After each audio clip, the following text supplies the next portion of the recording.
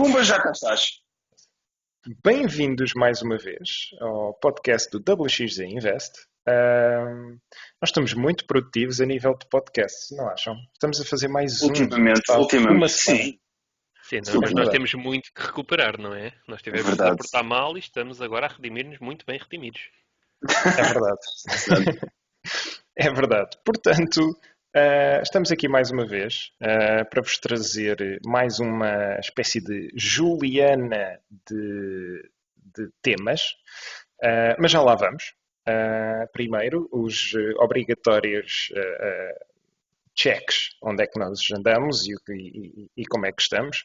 Para não variar, ou melhor, para variar, vou começar eu. Daqui fala Z, caso ainda não tenham percebido. Z está em Portugal, a viver a realidade portuguesa, neste momento em teletrabalho, que é muito fixe, e passo a palavra aos meus colegas para também vocês saberem onde é que eles andam e quem são. Então, estou aqui também na realidade portuguesa, uma realidade um bocadinho alternativa, que é a realidade de desempregado por escolha própria, ou podemos chamar-lhe talvez uma mini, micro, nano independência financeira. E estou muito bem. E estou em Portugal. Pá, tu foste o primeiro a atingir o objetivo. Muitos parabéns. Oh, meu amigo, mas isto Parabéns, é há por parabéns. anos. Uma salva de palmas para o X. Pronto. Foi uma, vá, já não foi mal. Muito obrigado. Foi muito bom. Gostei muito. Sim. Então e o W? Onde é que o W anda? Vamos lá saber. O W continua na sua realidade luxemburguesa. O Continua. imigrante. O Portanto, imigrolas. O imigrolas. Sou mas olha lá, imigrante. isto é agosto. O que é que se passa? É agosto e estás fora do país. O que é que se passa? Seu Eu- AVEC. Sou um imigrante muito pouco comum. Porque a maioria das pessoas vai para Portugal em agosto. Porquê? E vou explicar. Isto é uma razão de ser, pelo menos no Bem, Luxemburgo. ninguém quer saber. Roda a intro então. Roda ainda.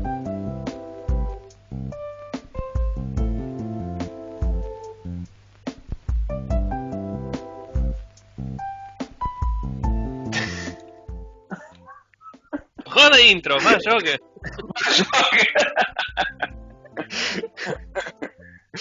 Por acaso, Não, mas explica lá. Agora que a intro já rodou, agora já podes. Agora já podes. Está bem.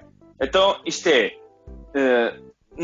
no ramo da construção civil, que é tipo o emprego de 90% dos portugueses no Luxemburgo, infelizmente, não se constroem casas em agosto. Portanto, a construção civil absolutamente para. Não é permitido trabalhar em construção civil em agosto no Luxemburgo. E então, por isso é que toda a gente vai de férias em agosto. Toda a gente aqui do país. Ok. É. Portanto, neste momento só estás aí tu, no Luxemburgo todo. Não. Não, mas quase. Não, mas quase. Ok. Tens aí o vizinho. Aquele vizinho esquisito. Sim, aquele vizinho malandro que está sempre a fazer barulho. Ninguém gosta. Enquanto não te mudares, porque depois vais sentir falta desse vizinho malandro. Não vou. Não vou. Pois, não. Bem, isto está a descambar um bocado. É o costume. Pessoal, É só o costume. Pessoal, vamos nos focar aqui nos temas.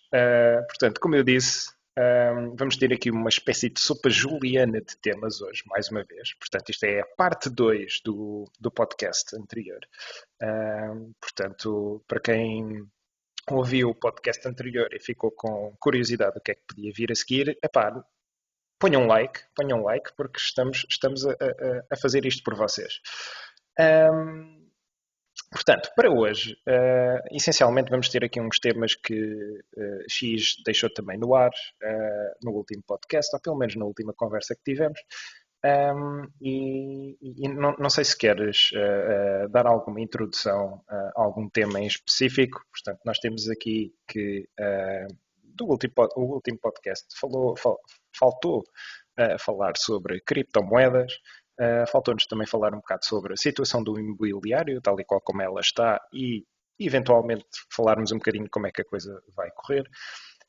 E depois ainda temos aqui a hipótese, vamos lá ver se conseguimos chegar lá, de falar sobre pequenos negócios, ok? Portanto, vou falar sobre o que é que toda esta situação atual fez em relação ao empreendedorismo. Disse bem? Disse bem. Sim, Perfeitamente. correu bem. Estás bem. Yeah. Boa, muito obrigado.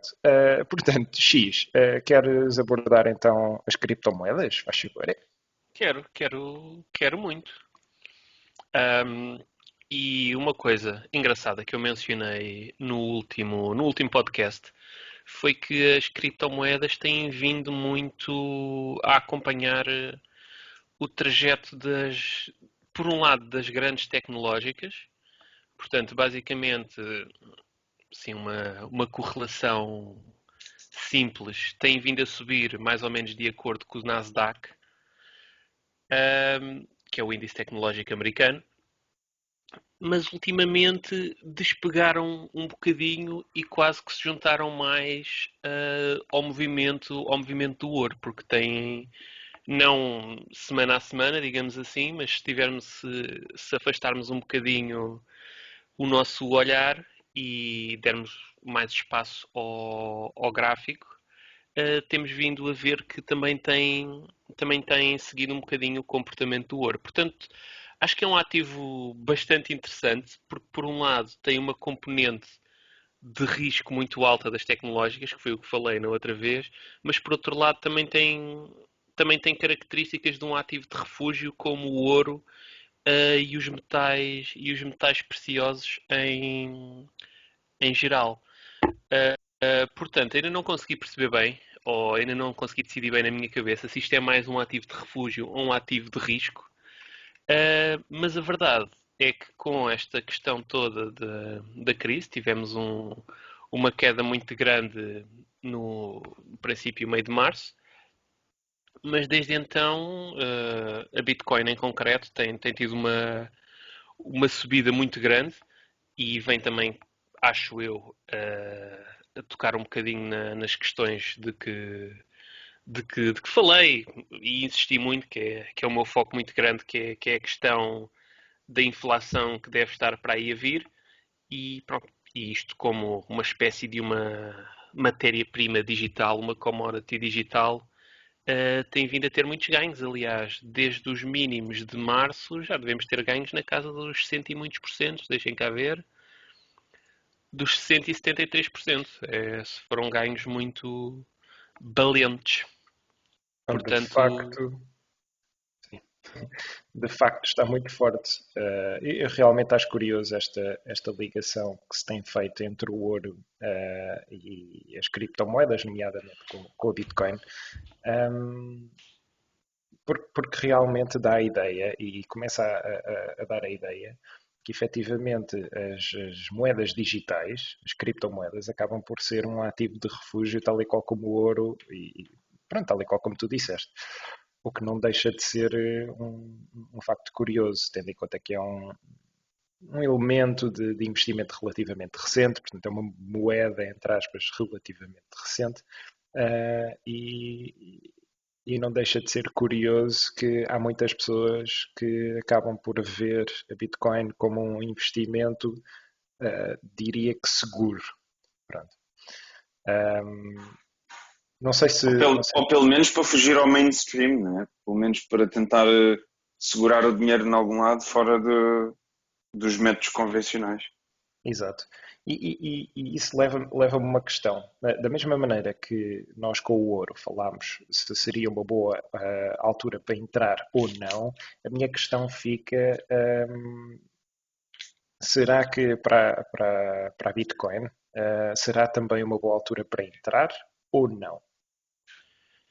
ah, é uma boa pergunta e a resposta é muito difícil.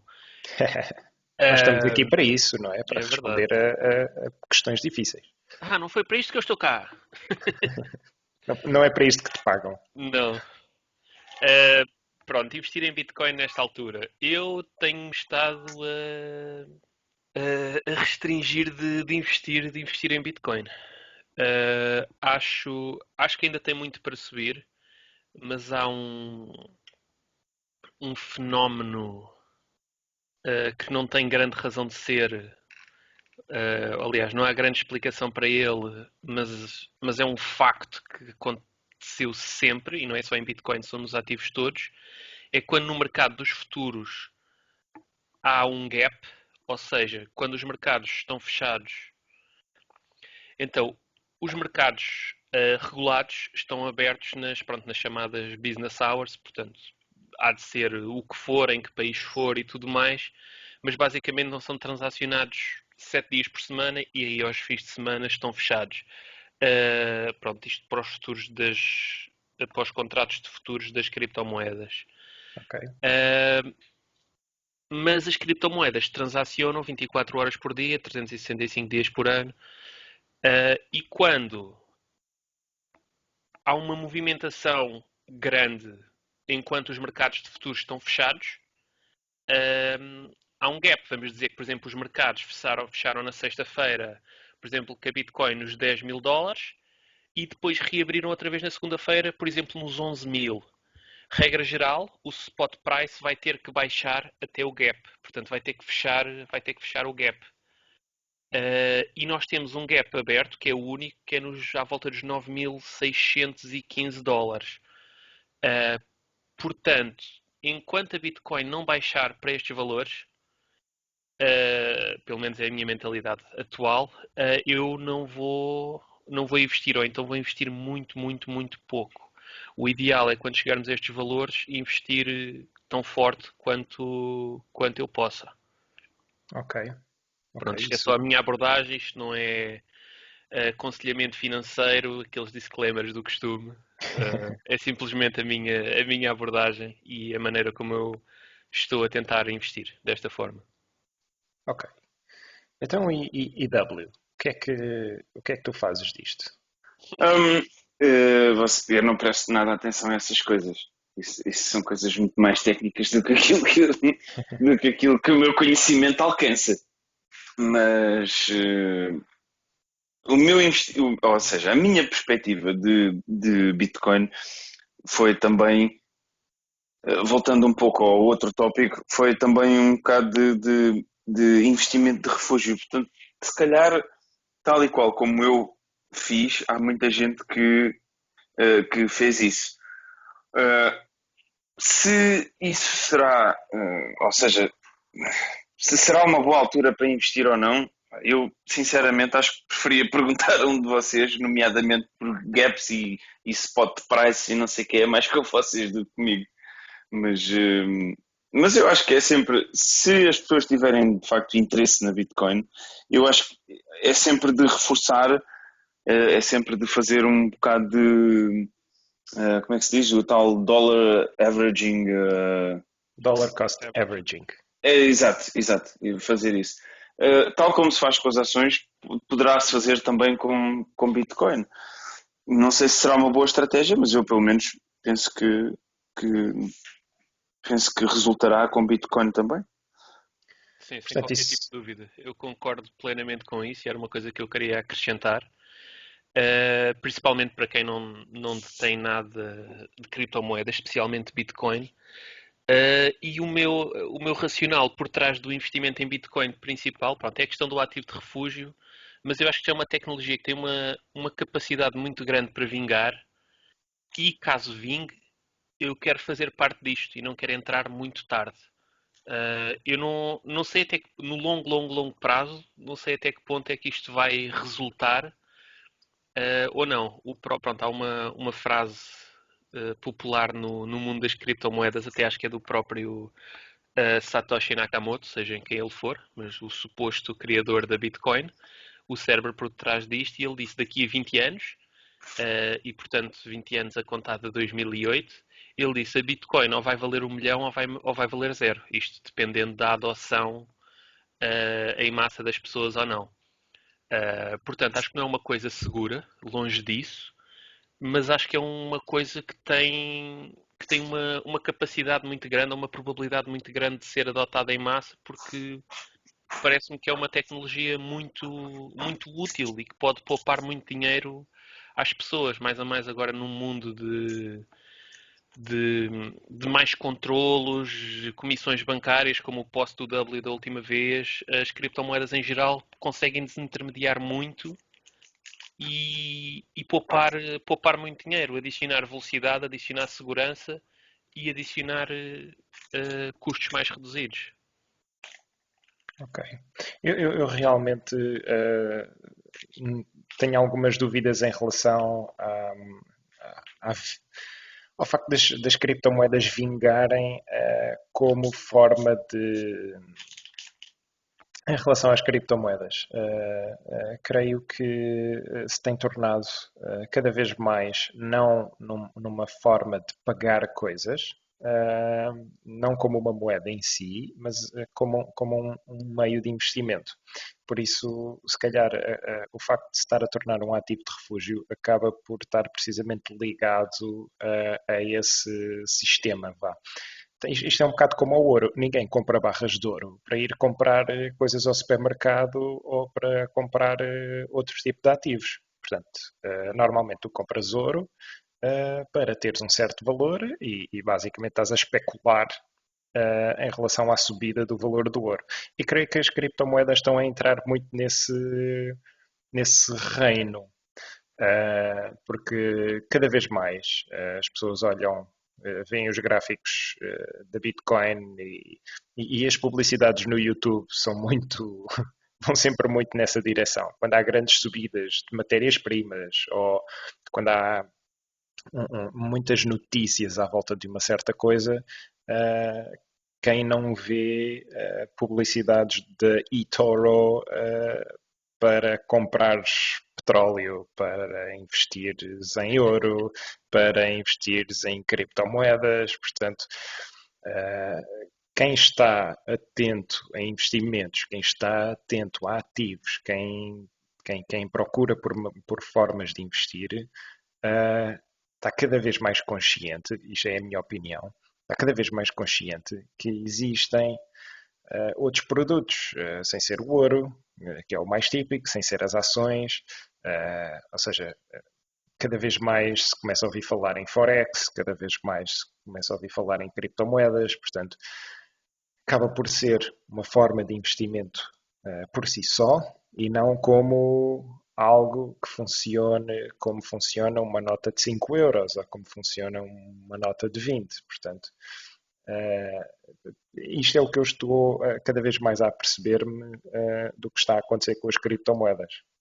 Ou seja, não tem um valor intrínseco, tem apenas o valor que as pessoas lhe dão. Mas isso é como qualquer coisa no mundo inteiro, não é? Precisamente. Atenção, Só que o dinheiro. eu tenho que acrescentar. Sim.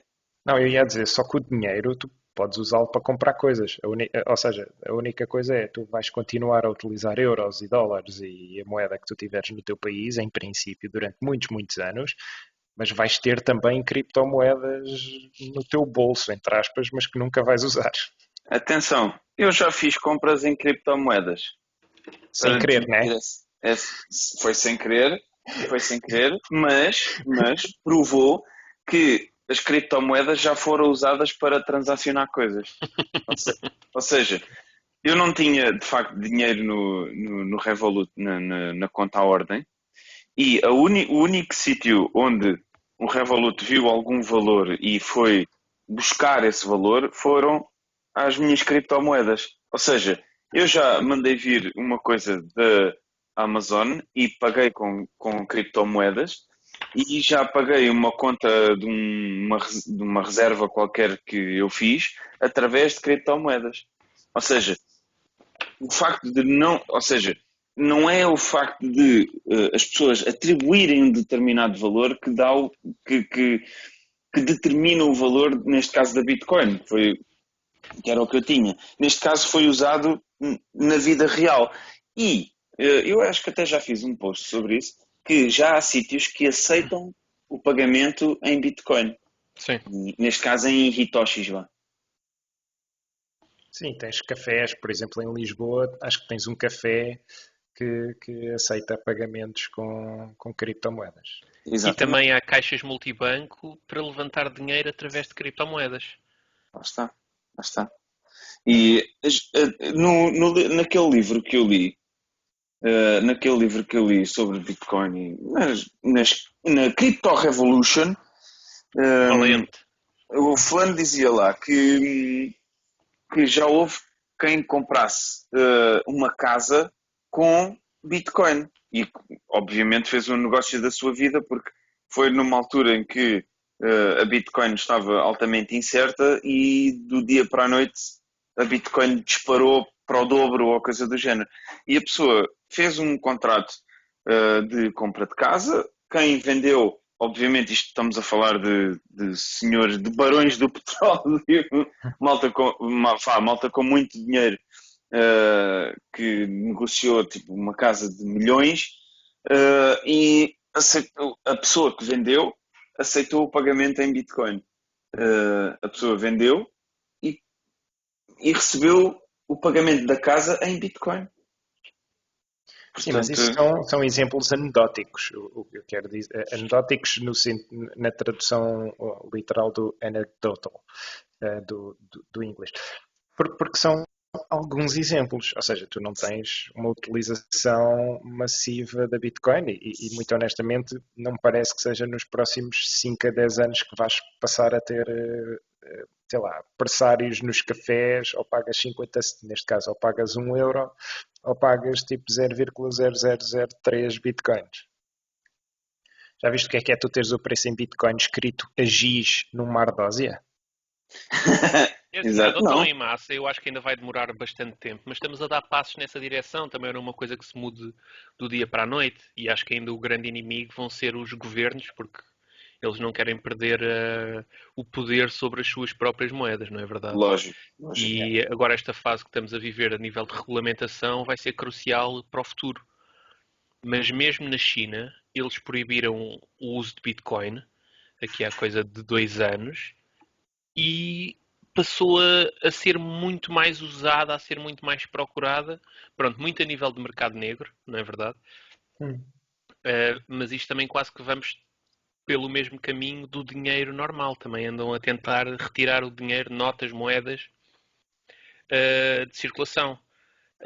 Acho que é uma tendência mundial nesse sentido. Claro que é muito devagarinho e o mais subliminar possível, que é para as pessoas não notarem, porque isto aqui também vem um bocadinho da questão das pessoas perderem privacidade, extra controle dos governos, teorias da conspiração e etc. Mas, por exemplo, uma coisa verdade, prática e atual, podes pagar impostos em várias partes da Suíça com Bitcoin, por exemplo. Não sei se aceitam outras criptomoedas, mas Bitcoin aceitam. E já é, pronto, são impostos. Deve ser tipo o correspondente aqui ao nosso IMI em Portugal, contribuição autárquica, como quiserem chamar. Já se pode pagar em Bitcoin. Eu acho isto incrível e muito interessante. Mas ainda para tocar noutro, noutro ponto que tu disseste que foi da questão das adoções em massas e comprar cafés com Bitcoin e coisas assim do género, a Bitcoin não foi feita para pequenas transações. Estão a ser desenvolvidos, como é que eu vou dizer? É quase como sidechains, portanto, são de ser blockchains secundárias que correm em cima de Bitcoin, mas que vão ser muito mais rápidas e consequentemente menos seguras, mas que vão ser, pronto, estão a ser testadas para ser, por exemplo, a moeda de troca do dia a dia, para ser uma moeda de uso corrente. Ok. Mas claro que ainda há de faltar muito para isto avançar. Há imensos projetos baseados em Bitcoin, baseados em Ethereum, projetos próprios. Há muita competição, há muito para ser regulado. Isto ainda é muito incerto. Eu acredito na tecnologia e quero fazer parte dela caso isto resulte. Se isto não resultar, vou ter muita pena, vou chorar muito com o dinheiro que lá pus, mas estou consciente dos riscos e eu acho que há muito mais a ganhar do que a perder aqui. Posso estar enganado, mas é o que eu acho no fundo do meu coração de investidor. Então, iremos ver um dia X a comprar uma casa com bitcoins, certamente. Ou duas. Ou duas. Um par delas. Por falar em casas, gostaram desta transição? Eu adorei. Até fiquei sem palavras. Foi muito boa, foi muito boa. Isto foi aqui uma interligação ideal, pá. Não é fogo. Tomara Foi smooth. todos os programas terem um interlocutor como eu. Por falar em casas e por falar em imobiliário, pronto, como nós estamos muito por dentro das coisas e gostamos muito de ler notícias e falamos um bocado sobre isto na nossa vida pessoal, estamos a ver neste momento, pelo menos isto falando nos Estados Unidos. Nos Estados Unidos temos agora um grande aumento do preço do valor das casas. No entanto, se formos a ver a realidade portuguesa, eu tenho uns quantos alertas do Idealista sobre certas e determinadas zonas, com certas e determinadas características, e eu tenho recebido cada vez mais anúncios de casas que baixam de preço. Como é que vocês, neste caso se calhar vou-me dirigir primeiro a Dublin, como é que vocês veem as coisas a acontecerem no mercado imobiliário? Acham que agora que estamos numa fase de tentar recuperar uma economia completamente, não completamente, mas bastante destruída por causa da pandemia, acham que isto agora é uma boa altura para comprar uma casa, para fazer investimentos a nível imobiliário? Eu Ou vou, isto será para mais tarde? eu vou fazer minhas palavras, as do Warren Buffett. Eu acho que nesta altura quem tem dinheiro é rei. Porque agora, com esta pandemia toda, com tudo aquilo que aconteceu na economia nos últimos 6 meses, a partir de agora as coisas vão ser muito mais difíceis para comprar casa, para vender casa, para receber algum dinheiro, porque as coisas vão começar a ficar, em termos de economia global, vão ficar muito más. Para quem conseguir, quiser ou tiver a oportunidade ou vontade de comprar uma casa, entrar no ramo imobiliário agora, acho que é a altura ideal. Agora, daqui a uns meses, algo assim desse género, mas acho que vai ser a altura ideal para isso, sinceramente. Ok. X, queres mostrar o teu ponto de vista? Sim, se bem que acho que não vou acrescentar grande coisa. Eu não tenho grande opinião formada. Se por um lado temos a questão de grande impressão de dinheiro, inflação, blá blá blá blá blá, sempre eu a tocar na mesma tecla. Por outro lado, temos a economia destruída, como tu disseste, e eu acho que o preço das casas ou vai subir ou vai descer conforme quem ganhar este braço de ferro, se a impressão de dinheiro e injetá-lo na economia, ou se a economia que está mesmo muito má e vamos ter uma recessão grande. E eu acho que isso é isto. Quem ganhar este braço de ferro é que vai poder responder, ou quem é que vai dar a resposta a essa pergunta. Portanto, eu esperaria, porque se os preços aumentarem ou se os preços baixarem, o processo nunca é instantâneo, nunca é um estalar de dedos. Portanto, eu teria paciência e veria qual é que seria a tendência. Se os preços começassem a subir, generalmente, seria de comprar. Se começassem a descer, seria de aguardar um bocadinho e assim que os preços estabilizassem um bocadinho mais, ou que até descessem até um ponto que o comprador estivesse confortável em investir, investiria aí. Mas a minha dica agora seria esperar. Eu, se calhar, ia um bocado dentro dessa perspectiva. Uhum. Isto vendo, por exemplo, o que está a acontecer nos Estados Unidos e que serve para o que serve, em termos de exemplo, o que aconteceu foi que o governo deu essencialmente dinheiro às pessoas. E nesta fase de incerteza, essencialmente as pessoas deixaram de vender tantas casas, ou seja, o inventário que existe nos Estados Unidos a nível de imobiliário diminuiu, mas a procura não diminuiu. Portanto, as pessoas continuaram a ter dinheiro porque ou receberam ajudas do Estado ou então não tinham mais sítio nenhum onde gastar dinheiro porque as lojas estavam todas fechadas, os restaurantes todos fechados e ninguém foi de férias, fez com que os preços neste momento estivessem a disparar para níveis muito, muito altos. Há quem diga que isto é uma bolha imobiliária dentro de uma bolha tecnológica, dentro de uma crise mundial. Hoje em dia tudo é bolha, não é? Hoje em Tudo é dia, bolha. agora, Arrebenta a bolha. exato. Eh, Um, dois, Hoje três, em dia, salva todos. mas é verdade que hoje em dia cai-se no exagero, na minha opinião. Cai-se no exagero de se dizer que é tudo bolha. Hoje em dia é tudo uma bolha. É tudo bolha tecnológica, bolha imobiliária, é tudo uma bolha.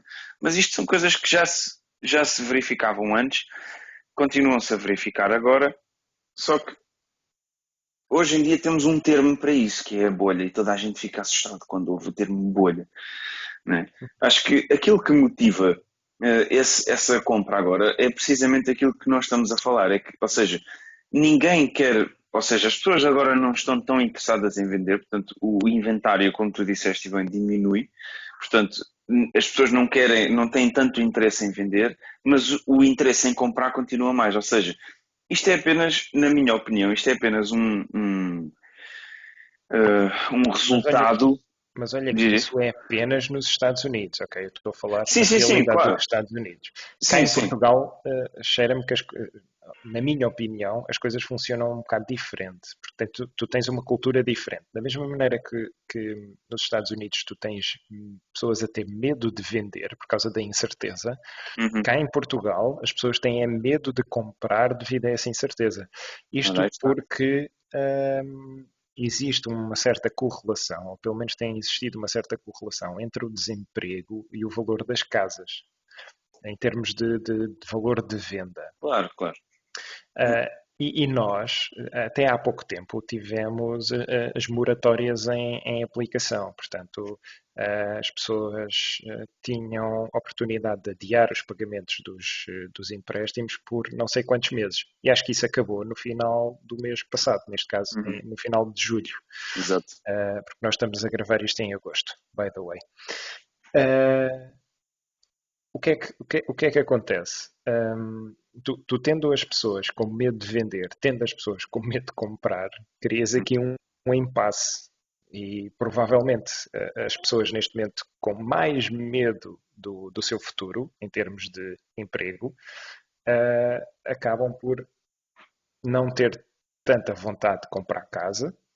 E isto estamos a falar para as casas mais baratas, ok? Portanto, estou sempre a falar, se calhar, na faixa de preços das casas mais baratas, que são normalmente as que acabam por sofrer mais com o poder de compra generalizado. Porque quem tem dinheiro continua a ter dinheiro e vai comprar casas na mesma.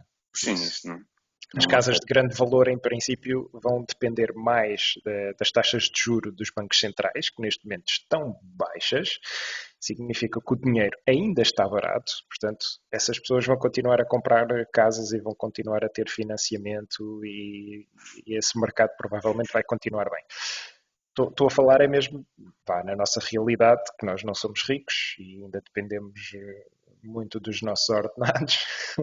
Pois. Ou a falta deles, não é X? Para, Sim, sim, dói-me muito. Bem, muito. pronto, Estás a mas falar com o único que atingiu a independência financeira, portanto dobras a língua se faz favor. é verdade. Peço imensa desculpa ao Bom, senhor bom. independente financeiro. Que não se repita, hein? Vamos lá ver.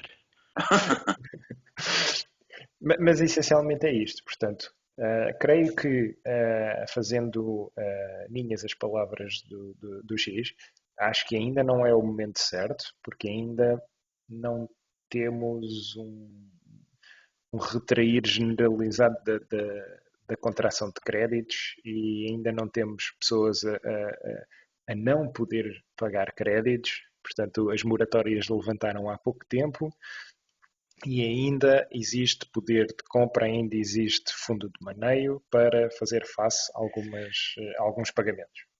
Sim, Portanto, eu esperem acho, para o próximo ano. eu acho que infelizmente só se vai ver os efeitos de tudo isto que passou, era Covid e etc., daqui a uns largos tempos, ou seja, as pessoas agora é que começam a ficar desempregadas. Eu já conheço alguns casos de pessoas que infelizmente vão ficar com a vida arruinada.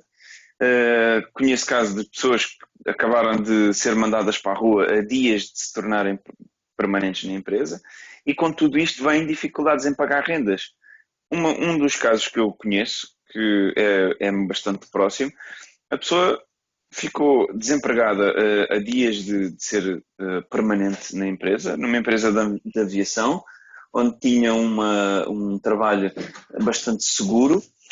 A pessoa ficou numa situação de desemprego e, consequentemente, decidiu vender a casa por causa disso.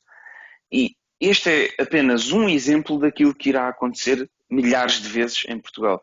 As pessoas vão ficar desempregadas, infelizmente, vai haver uma dificuldade maior de pagar rendas ao banco, ou de pagar o que quer que seja, vai haver dificuldade em alugar casas e as pessoas vão querer vender para realizar algum dinheiro, para conseguir sobreviver novamente.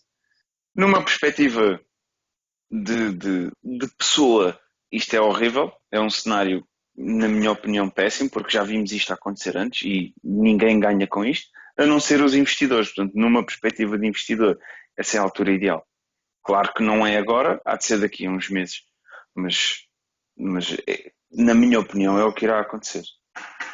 Realmente é interessante falar desse exemplo e ser um exemplo tão próximo. É sempre bom termos estas histórias e, de certa forma, vermos as coisas pelo olhar das pessoas que nos são mais próximas. É um bocado como tu dizes, é uma situação que ninguém quer ficar, mas efetivamente para quem tem a oportunidade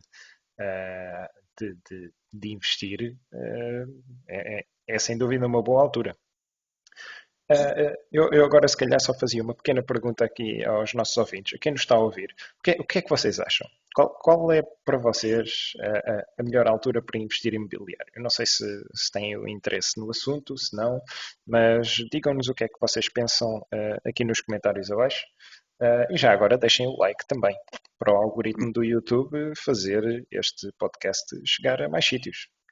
E com o comentário estão também na corrida para os tais 50 euros de Bitcoin, para quem comentar os nossos podcasts todos, não é? De 2020.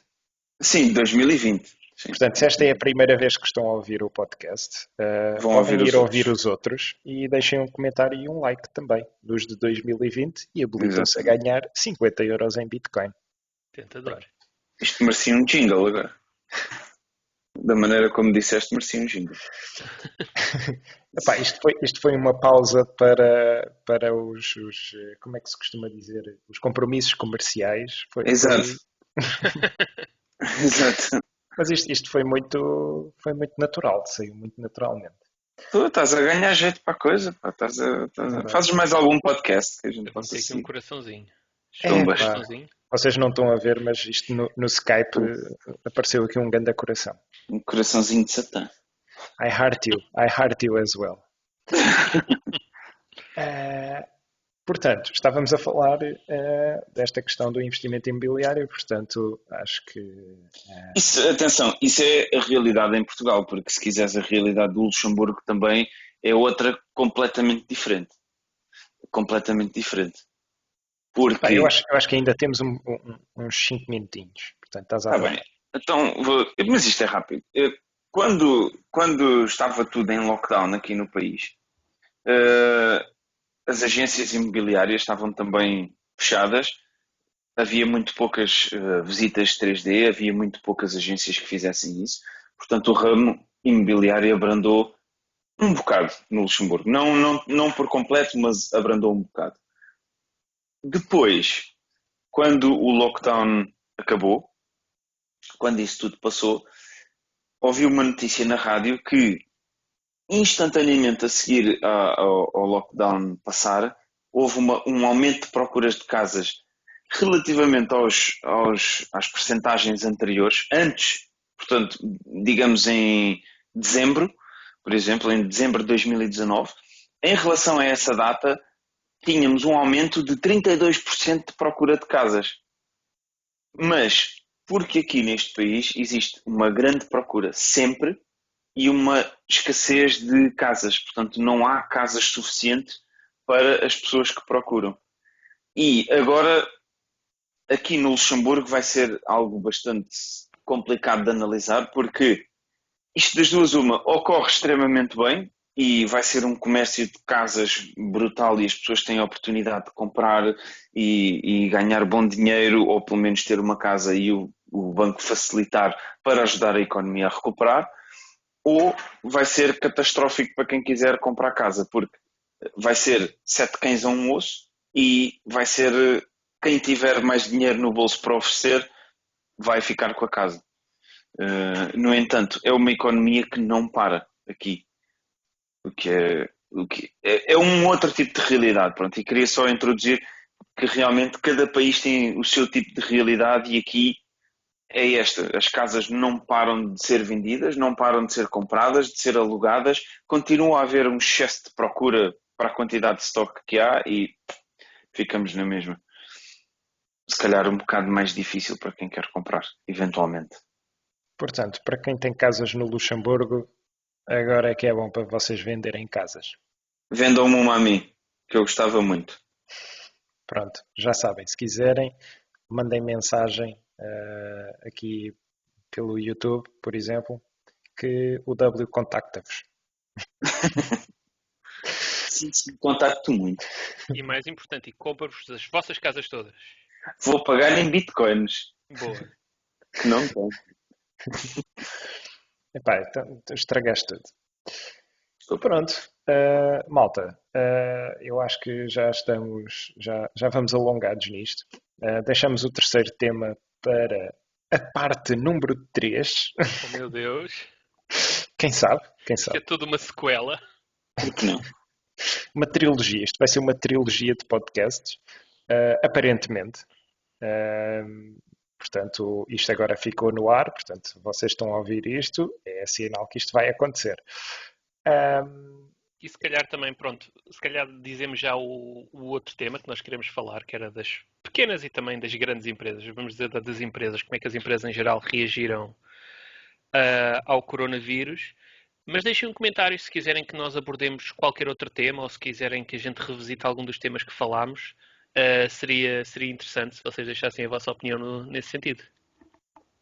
Olha, boa, é isso mesmo. Boa. Portanto, quero agradecer a quem nos ouviu até aqui. Quero também agradecer ao X e ao W por também terem vindo, porque é importante. Isto é muito cedo e eu, muito honestamente, nós achávamos que isto não ia acontecer assim tão bem. Não percebo porquê. Quem é que respondeu à mensagem às 5 da manhã? Que exagero. Isso não fui eu. Respondi para aí à 1. Não, foi à meia-noite. Foi à 1, sim. Foi praticamente à 1. Portanto, foi cedo. Foi cedo. Sim. Levantaste cedo. Levantaste à meia-noite, foi cedinho. Sim.